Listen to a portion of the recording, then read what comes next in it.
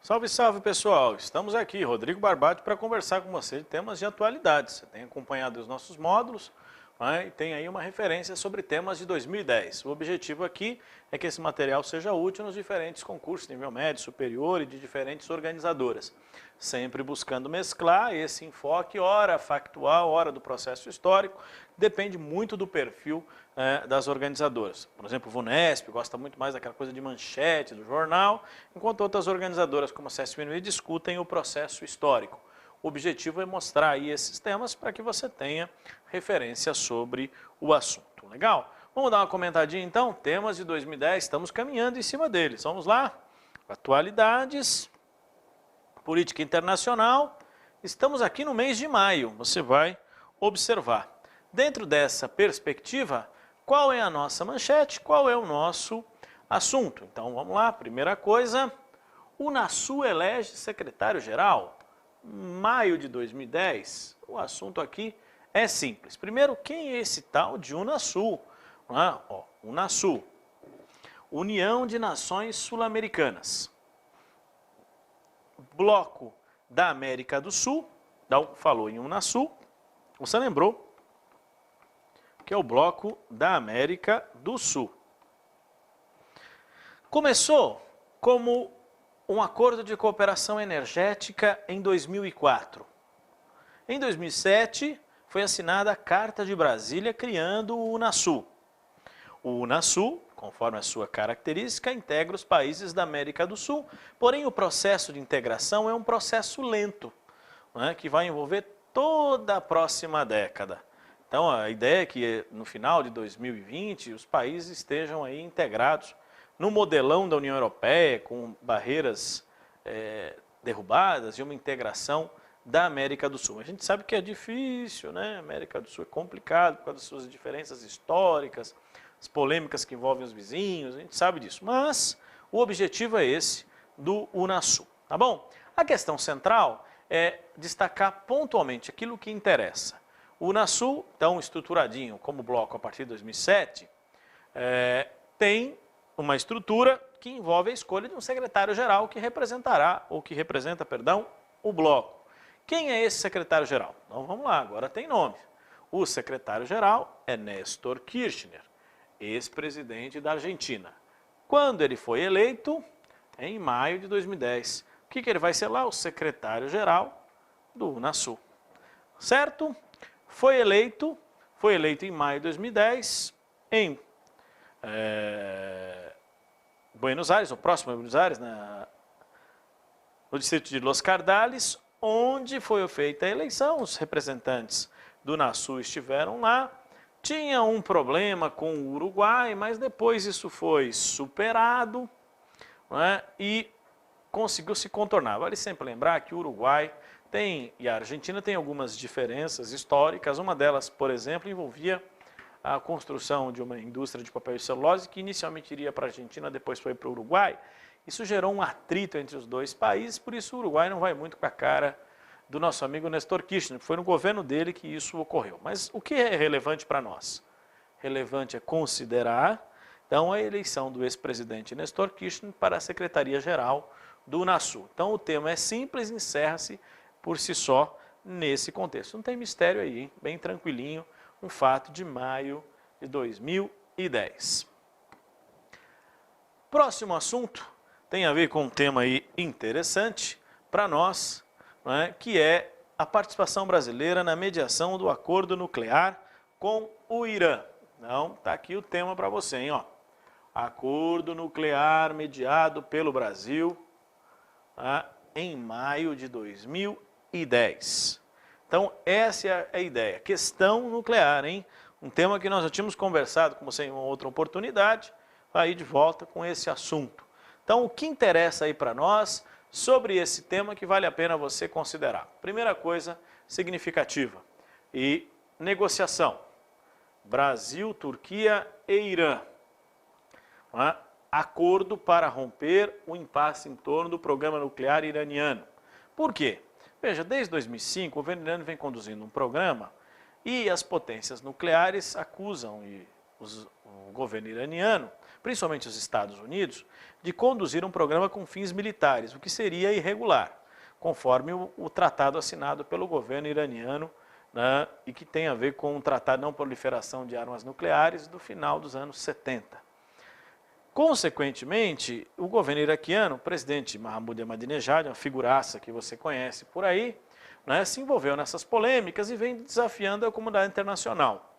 O Irã vem sofrendo sanções econômicas e pressionado internacionalmente, principalmente pelos Estados Unidos.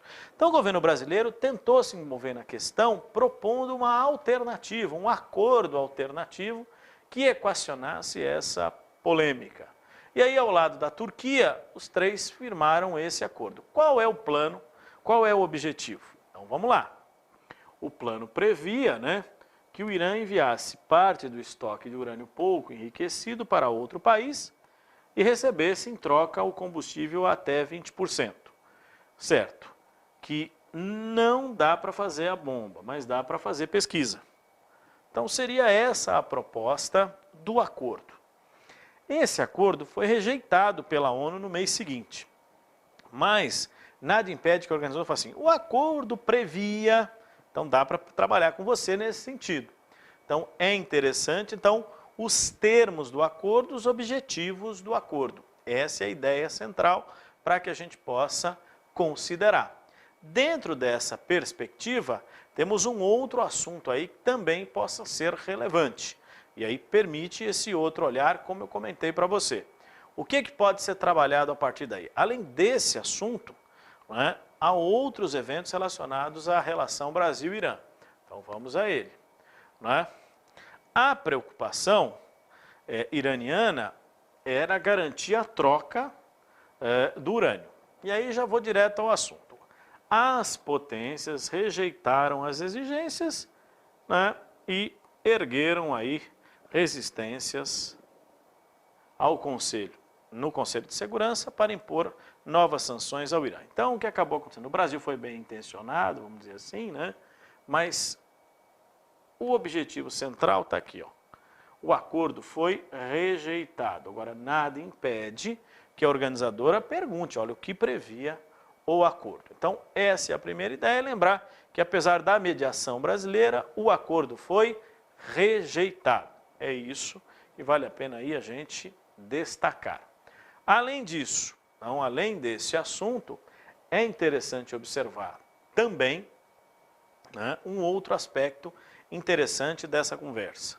Né? O Brasil tem estreitado relações com vários países do mundo. Tá? Então, é interessante lembrar, né, que além da questão nuclear... Opa, desculpe, perdão aqui, pessoal, eu vou voltar. Eu me empolguei. Vem para cá, menino. 10-0, hein, professor? Além da questão nuclear, Brasil e Irã assinaram acordos de cooperação.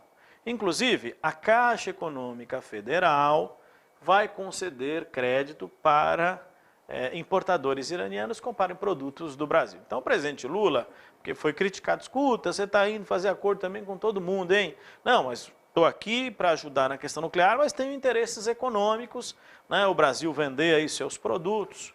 Então, essa é a ideia inicial. Então, o governo brasileiro colocou à disposição de importadores iranianos linhas de crédito da Caixa Econômica Federal para que eles pudessem comprar produtos brasileiros. Então, nós temos aí, muitas críticas foram feitas a esses acordos que o governo brasileiro fez aí na era Lula, mas você vai perceber que o presidente Lula alargou um pouco, né, o universo de países, porque o Brasil tradicionalmente mantém relações, ampliando sua presença na África, no Oriente Médio, em outras áreas, aquela história de potência regional, né? Estamos tentando aí consolidar esses elementos. E fica para você, então, esse assunto, além da questão central, o acordo nuclear, mas outros aspectos que poderão ser abordados. Porque independente do acordo, será rejeitado ou não pela ONU, essa questão da cooperação econômica está presente. E é um tema a ser observado. Tá bom?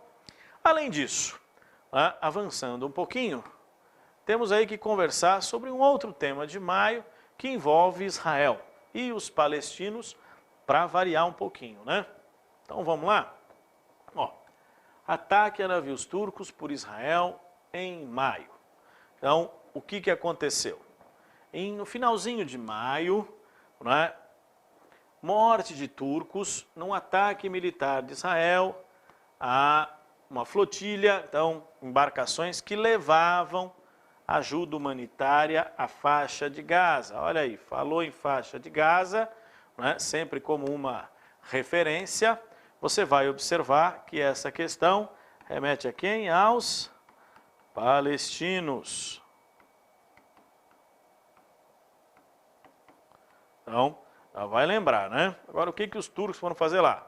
Então, o que os ativistas querem? Olha o destaque aqui para você, ó.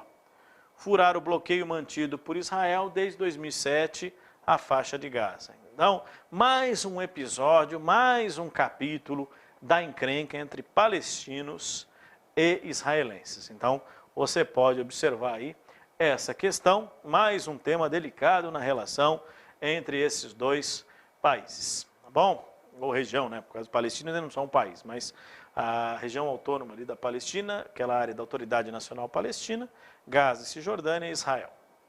Concluindo o assunto, né? É óbvio que os militares disseram que houve resistência da população, da tripulação, perdão, né? Os ativistas foram filmados agredindo os militares. A verdade é uma só.